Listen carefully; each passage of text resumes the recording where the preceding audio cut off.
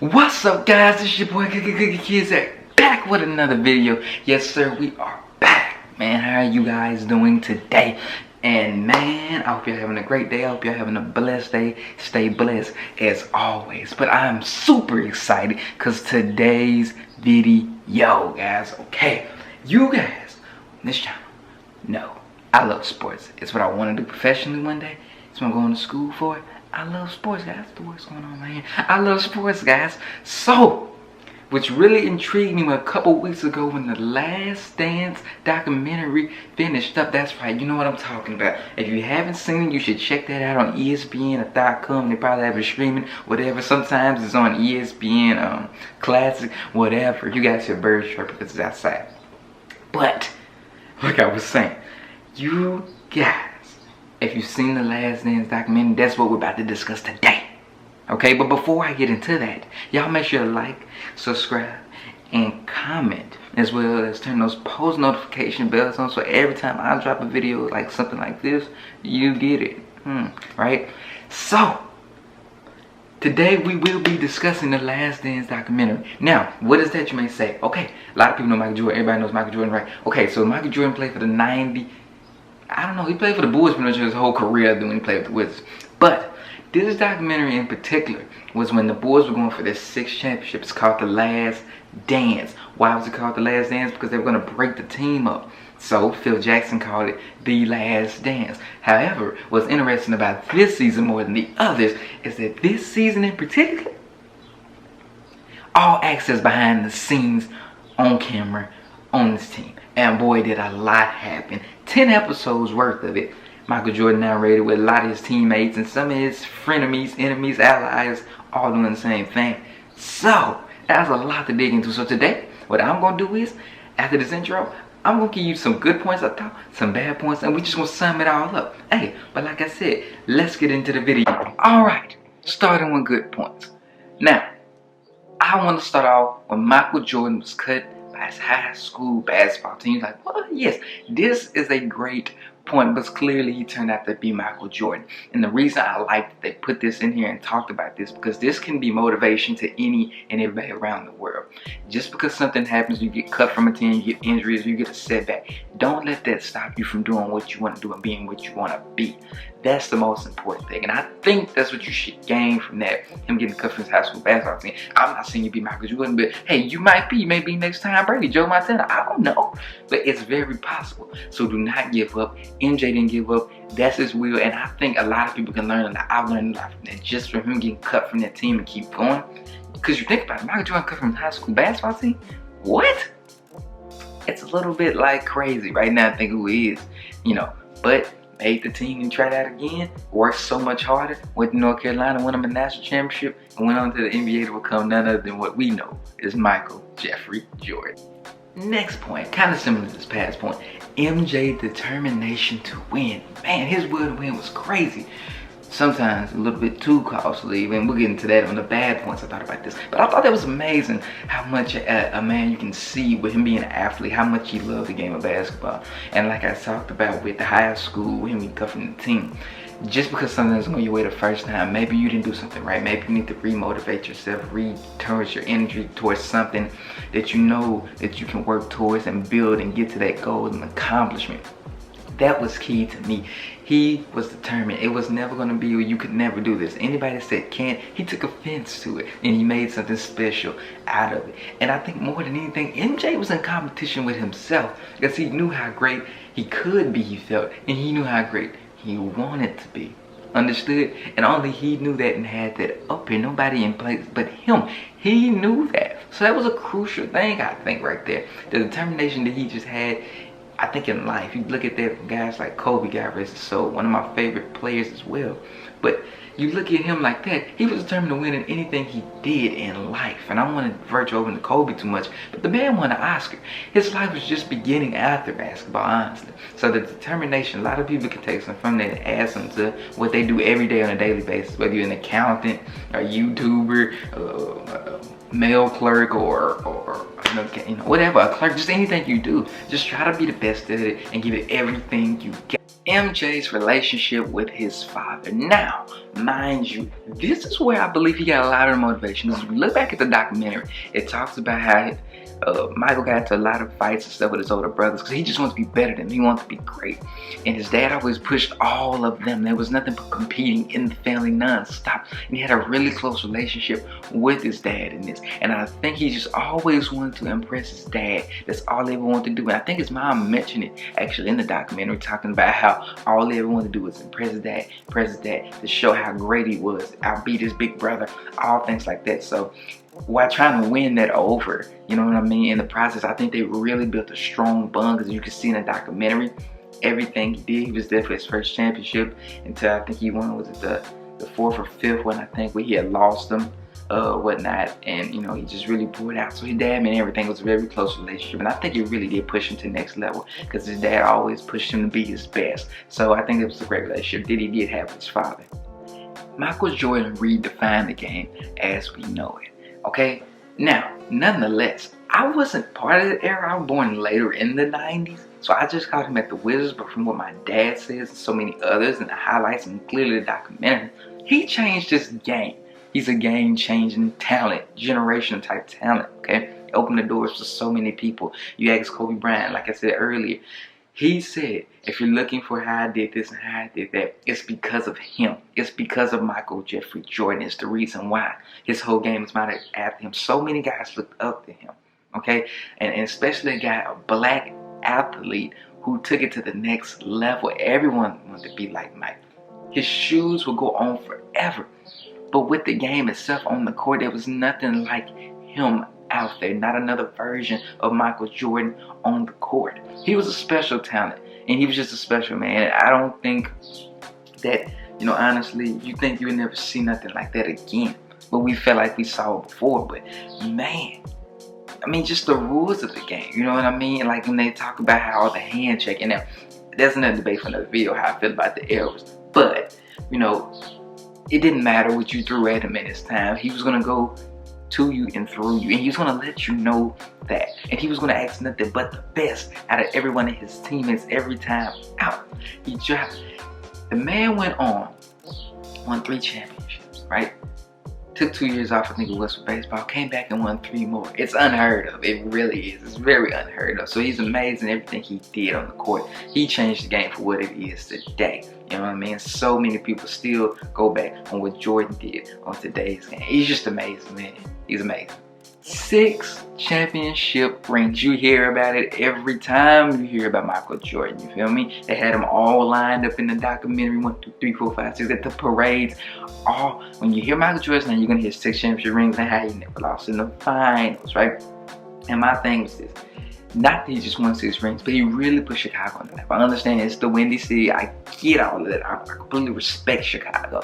But what, you know, in my days time, when you look back and you say, who's a historic team? People bring up the Celtics, the Lakers, the Bulls. And I don't think they were really brought up until they got in them 6 rings. Because, I mean, think about it. You even go into NFL football. Who are the historic teams you think about from back in days time? It's the Steelers, the Cowboys, you know what I mean? The Raiders, you know what I'm saying? And he went and he's put them on the map as a historic team. Now, they haven't won anything since, but I do think that's something they always can tip their hat on, that they had that arguably, in their opinion, or whoever, that he was the greatest player of all time to them. I say arguably because y'all, you know, but greatest of all time, and that they got 6 rings within the span of what, I don't know, was it 8 years? I think it was with him, you know. So, and that's something they can hang their hat on. I think they should be proud of that, really. And that's a standard I think they should set in Chicago as a team. You know what I mean? And that's what really keeps those fans coming back, because they know how this organization can be something great, because it was something before, and they just got to figure out how to get back to their roots. But he's put Chicago on another level, honestly. He really has. And I'm not saying it's a marquee place for players to go now, but I do think when people look at Chicago, that's what they think about. And they think about back in the 90s, how apparently he owned it and ruled everything he did, man. So kudos to Chicago, man, and congratulations, guys, on those 6 championships. That's something to really be proud of. All right, now the bad points. Okay, as we know, Michael Jordan was an amazing scorer. I think he's probably the greatest scorer of all time for what I'm hearing. You know what I'm saying? But for my generation, it'd be different. Another story for another day. But with that being said, that also came that wasn't a lot of passing happening as well. Now, mind you, let me tell you this. I'm not sure of the coach's name. I think they coached the Bulls before his name. I think it was Doug Collins, I think it was, right? Love Jordan. I mean, correct me if I'm wrong in the comments. He gave Jordan the ball all the time, this and that, but they weren't winning. They were getting the brakes beat off of them by the Pistons. They were not winning, okay? Phil Jackson comes in, a guy who's played in the NBA, won championships in college, comes in and twists his things up. And he said in documentary, I didn't like Phil, because Phil's trying to keep the ball out of my hands. What Phil Jackson was trying to get Michael Jordan to see is, yes, you're a great scorer, but do you want to score or do you want to win? Right? And you're not going to win continuously playing the way you've been playing. It's not going to happen. You might as well just get out your head. So that was some discrepancy because he's like he didn't like him. He was trying to take the ball out of his hands and give it to other people. And I don't want to cuss on this channel, but he said it was BS when he was trying to give the ball to other players' hands and get the ball down the block and stuff like that. He wasn't trying to have it. No, he felt like the only way to get things done was through him until he realized that wasn't working. I'm trying to remember, okay, in the documentary, okay, it was one point where I think it was in a tight game. It was the end of the game. And Phil Jackson said, Michael, who's open? And I think I'm wrong, but I don't know if he said Tony Kukoc or somebody in the corner was open. Luke Hart, somebody was open. One of those guys. Okay, go back and watch it. And he said his name. I'm just gonna say Luke Hart, Tony, whoever it was. He said been throwing the ball, passing the ball. Okay. And he does it. Hits a shot, they win the game. And this is just what I'm saying on this point. I'm saying this. In his head, he was too stubborn to move the ball to anybody else. Clearly, he was greater than everybody else out there, but that doesn't mean this is an individual sport. This is not boxing, man. This is not tennis. This is not golf. You have teammates. It's an ultimate team game. Move the basketball. And he was too blind to see that until Phil Jackson could move him over to seeing that. So, hey, Jordan, I mean, who knows? Had he started passing and moving the ball a lot more early, he may have more championships. But, hey, I think that's just a selfish part on him and that something he had to learn in the game. Now, this one really teed me up. So it was said that in the documentary that, Horace Grant played for the Chicago Bulls as well. Really good player, went on to the Magic and did some great things. If Horace Grant didn't play well, Michael Jordan would take his post-game meal away. What? Maybe I need to say it again for y'all. If Horace Grant didn't play well for the Chicago Bulls on a particular night, Michael Jordan took his meal away. At least I know one time he did. I think it was the flight attendant on the plane. So no, he doesn't eat. He didn't play well tonight. He doesn't eat. I'm like, what? Now they didn't put Horace's part in there. What I heard Shannon Sharp said off of Undisputed. He said he called him and said that's 100% true. He said, so I tried to go up there and see Michael about it, and everybody's holding me back. He said he had some choice words to say, but everybody held him back and whatnot, and that was the case. Now, however, these folks did butt heads a couple times and whatnot. They butted heads. But this is how I feel. Who are you to be taking a meal away from somebody? That's a grown man. I do understand you're in the NBA. That's a grown man over there. He's worked hard to be here too. And Michael, you ain't no saint yourself. You've had bad games as well where you couldn't get it going. So don't do that. Horace Grant was a hell of a talent. Okay, from what I've seen and things like that. But it doesn't matter if he was the MVP of the team or if he was the D-League players or G-League now. It don't matter. That's a grown man at the end of the day. And more than anything, the thing he can count on is his integrity and his manhood. And you trying to deprive him of that by telling him he can't eat? No. Me personally, that would have been the day I probably kicked out the team because I would have had more than the few choice words with Michael Jordan. Like, I don't care who you are. I don't care if I'm on the team with LeBron James. I don't care if, y'all know my favorite player is Steph Curry. I don't care if I'm on the team with Stephen Curry. I'm going to eat. I don't care if I put up 2 points or 100 points that night. There's no way. No other man's going to tell me when I'm a grown man, I worked hard, I made it to this point. I'm nobody's child on this team. This is my time as well. We go out there, we win together, we lose together at the end of the day, but we do it as a team. So when it comes to eat, we're going to eat like that too. You're not finna take my meal away because I didn't get the ball in the basket right here. I didn't hit the game winning shot. That ain't about to happen. Because just as sure as you had bad games, no one took your meal away. You weren't supposed to feel sorry for you. It wouldn't happen. I don't care basketball, football, or not. At the end of the day, I'm a man. You can't take that away from me. That's just what it is. Did not give opposing players respect. So, you all may not know Clyde Drexler is his name, right? Okay, so Houston Rockets also won the NBA championship, I think, in 1995. And also won a gold medal on the '92 Dream Team, if I'm not mistaken, something like that. And in the documentary, it had him going up against the Bulls, going up against the Blazers at the time, because that's who he played for. Clyde Drexler played for the Blazers at the time. In the matchup, they were talking about Jordan, Drexler, Jordan, Drexler, Jordan, Drexler, right?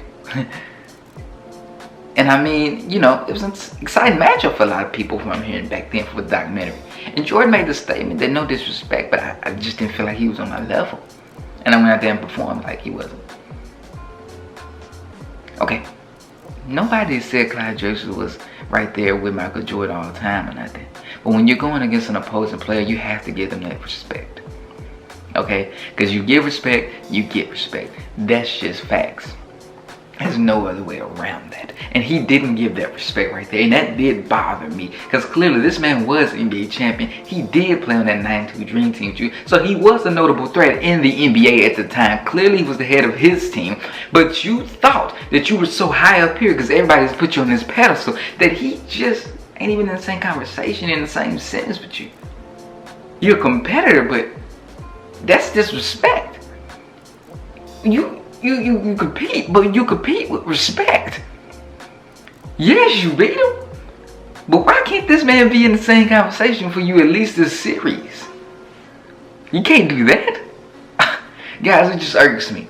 If I'm going up against somebody, I gotta have enough respect for you for those 48 minutes that I'm playing you, or whatever the case may be, to sit up there and respect your game as well as putting mine in the work as well. And he didn't do that. He didn't care about that. All he wanted to do is make sure he looked great among anything else. I honestly think they could have won that series, I think it was at the time, and it wouldn't matter. It wouldn't have mattered, okay? If he stood up there and put up 10 points a game and Clyde outdid him every game, but his team won, Jordan probably wouldn't have been happy with him because he was getting outdone by Clyde Drexler. But you won. And that's my thing. Yes, he won. But I think this man was more stuck on his ego than anything else. He was riding high, which I guess a lot of the media people hyped him up. But in his head, he got to a point where I just didn't feel like I respected Jordan. And if you can't respect the guys you're going out there to war with, going against, excuse me, I just don't know, man. Like, that shows a lot right there to me, how egotistic he really was. Kept Isaiah Thomas from getting on the '92 Dream Team, I believe to be exact. I don't care what nobody say. Michael Jordan kept him from doing that. I know people say that, you know, Isaiah Thomas was a bad person and Pimpin didn't want him on there at the time and things like that. And you know, it doesn't matter. The man has the talent from what I've been told, and he should have been on there. He's arguably one of the greatest point guards of all time, right? Why wouldn't he be on there? Okay? And the audio came out not too long after Last Dance when Michael Jordan was saying, I mean, if I say Thomas on there, and I'm not. And then people are like, well, I mean, he ain't got no control. Yes, he does have control. You're Michael Jordan. You have absolute control of what happens, man. You ain't finna sit up here and lie to me and tell me that. If you didn't want, you had that much power, if you didn't want something done, you could have not had it done. That's just it. If you say, Michael say he ain't with it, Michael ain't doing that shit, screw it. It's through. That's how much power you had. And you kept the man off that team because you didn't like him and he didn't like you. And that's probably one guy at least in the era that you felt like that, you know, you couldn't just bully and push around and so many people praise you. Like, I mean, Larry Bird, he sat there and said he's pretty much Jesus and sneakers. He thought he was Jesus and Michael Jordan, all of that stuff. So many people give you praise, and Isaiah Thomas never did that. Even when you got one up on him, he still didn't give you the credit for that. And that hurt you, Jordan. That bothered you. And that's why you kept him off the Dream Team. That man should have a gold medal right now. No offense against John Stockton. He's just stuck in the middle of this. But Isaiah Thomas should have been on that team. And it's just another selfish act of Michael Jordan. My way or the highway, and that's it. But understood, if they could took it at that time and realized that the dream team still would have went on with or without Jordan. But I don't think they realized that because they were just so stuck up in what he could do and his greatness and who he was. That's what really bothers me. And I still think they could have won a gold medal without him. I mean, that's just how much talent you had back then as well. Like, that's just my take on it though, man. Like, maybe I'm wrong, maybe I'm right, but at the end of the day, he kept ISIAH Thomas off that dream team. Nobody can tell me otherwise. That's just what it is. He bullied his teammates. What he doing? Now look, nonetheless, I did say earlier I'm all about getting the best out of people and determining, but I think there's a line that you can cross out the way, honestly. And I think Scott Burrell was one of those guys he just picked that pick with. And to this day, I think they say, I mean, he never really said he respected Scott Burrell and nothing like that. He never really said he respected him, you know what I mean? Yeah, he went to war with him and stuff out there in the court, but because Scott Burrell just hated. And what they said was Jordan was the type of guy who was going to pick, he was going to pick, he was going to pick, he was going to pick until you fought back. And Scott Burrell just never did. But however, that didn't give you the right to pick at somebody, to down somebody. It talks as well about Steve Kerr. How Kerr said, listen, man, it was a situation when they were in practice and Jordan was like, he kept calling these knick-knack fouls for Kerr, and I was getting pissed and I was getting pissed. And actually I fouled him. And Steve Kerr punched him in the chest and Michael punched him in the nose or whatever he punched him in. And he said that they earned my respect. Why do I have to fight you to earn your respect? Is this WWE? Is this UFC? The name of the game is putting the ball in the basket. Right? I mean, it's just saying, like, it's basketball. Everybody got their antics, nonetheless. I'm not saying that, but what I'm saying is, this man had put himself so far up that everybody else did too. They thought this was just the way. Everybody bowed down to Jordan. Even when he had left, Scottie Pippen said practice was a lot better. They were a lot smoother. Everything was cool. Not much yelling. Everybody was happy. And you bring everybody down, and now the playback from is that, oh, it worked because he got 6 championships. No. Right here now, Kid Zach is telling you bullying is not right. Never has it been and never will it be. I don't care if it does result in championships or rewards. It's not right. I have no doubt he couldn't got the same thing out of those guys without doing that or trying another tactic. If he was going to win those 6 championships, they're going to win them anyway. You know what I mean? And doing all that he did and picking all that, it wasn't necessary. I don't care what it looked like. I'm saying now. I don't care if he did win 6 rings. Bullying ain't right. He was wrong then, and he's wrong now. And so many people are supporting that. And that just really ticks me off. Jordan wasn't a good person, but he did this. What? We criticize our athletes today for not being good citizens. Jordan with the gambling issue. And in the documentary, he had the gambling issue that night. I don't know if they were in the playoffs or what it was. I can't remember, can't recall. Overnight, he went with his dad and did some gambling like 2 in the morning. I made it back on time for practice. I don't see what the problem is. Yeah, I get you, Michael Jordan. You're the greatest player on the team and stuff like that. But don't try to make it middle school. Because people today, let LeBron James go gambling overnight. Doing a series, I think it was. He is going to get creamed. Like, they're going to tear him down. You know this. You guys know this. In the NFL, let Odell Beckham Jr. do something off the field. They're going to tear him down. You can't do this. You can't do that. But you ain't gambling overnight and expect it to all be cool, right? Because you're Michael Jordan. No, man. You human, just like I'm human, just like all those other guys are human. So don't take them out of that element, tell them they can't eat, okay? That you want to fight them in practice, that you're going to pick with them till they fight you back. That ain't right, dude. Figure out another way. If it takes you doing that to motivate them, then maybe you're not the motivator everybody thought you was. Because clearly, I mean, your GM skills aren't that good. Anyway, I'm just saying, bullying isn't right. And that's just horrible. And it wasn't, I don't think, a great experience for the guys. But they have to look back in the day and say we won. But let's be honest, was it really fun? Was it? Ask yourself that. Was it really fun, though, to go through that every day? Yeah, we won championships, but was it fun? Alright guys, summing this up, man, this video, I really hope you enjoyed it, man. My takeaway from it is what you guys just saw, my good points, my bad points. Now let me know how you feel below in the comments on things like this. This is really how I feel. I feel really strong about this. I was going back and forth with my dad and stuff with debates about this stuff and seeing it on TV and stuff and whatnot. So I really had to come out here and make a video. I know it's a little late, but I had to do this. My takeaway from it is where I did lose some respect for Michael Jordan doing this. He probably doesn't care, like that's fine, but if I'm giving my take, I lost respect for this man and how great he was and whatnot. I mean, I feel like if you're gonna call yourself the GOAT and be the greatest of all time, it has to happen on and off the court, and I don't think he displayed that. I think he was stuck in his own ways, and everybody else around him was stroking his ego. Everybody from the 90s era, they got to watch him. They were just stroking his ego. His teammates, his coaches, fans, they were stroking his ego. And to this day, they're still doing it. But my take is on it.